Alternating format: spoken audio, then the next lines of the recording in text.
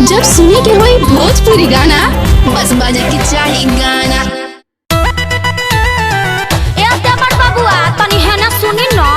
काहे भौजी पिछले बार तो खूब थ्रेसर से भूसा निकाल ले बारू, ई बार का निकाले के विचार बा? अरे का बतावे देवर बबुआ, हमरा का दिमाग का नस से कुछ काम नहीं कर रहा है। काहे भौजी ई बार इतना परेशान में काहे दिख रहे हैं? अरे बात तो कुछ ऐसा है, सुनिए। हाँ तो सुनाइए ना कैसन है। जब से चैत महीना चढ़ गया है उसी में मेरा सैया बाहर गया है। समझ रहे ना? समझ तो रहे हैं। जब से चैत महीना चढ़ गया है उसी में मेरा सैया बाहर गया है। बोझा ढोआ गया है खेत में रखा गया है, बोझा ढोआ गया है खेत में रखा गया है। जल्दी से दौरी करा दीजिए, करा दीजिए।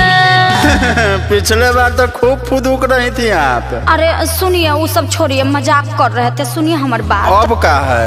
बोझा थ्रेसर में डाल दीजिए, भूसा को बाहर निकाल दीजिए। अरे बोझा थ्रेसर में डाल दीजिए, भूसा को बाहर निकाल दीजिए, निकाल दीजिए, भूसा को बाहर निकाल दीजिए।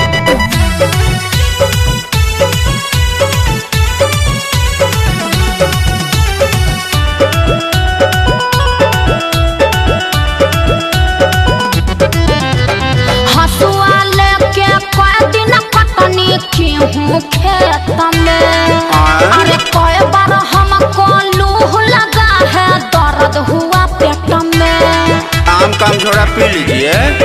अच्छा हसुआ लेके कई दिन कटनी गेहूं खेत में।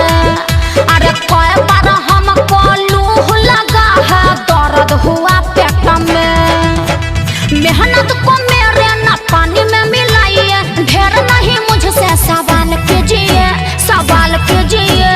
अरे सुनिए ना देवर जी। अब का हो गई? बोझा थ्रेसर में डाल दीजिए, भूसा को बाहर निकाल दीजिए। अरे बोझा थ्रेसर में डाल दीजिए, भूसा को बाहर निकाल दीजिए, निकाल दीजिए, भूसा को बाहर निकाल दीजिए।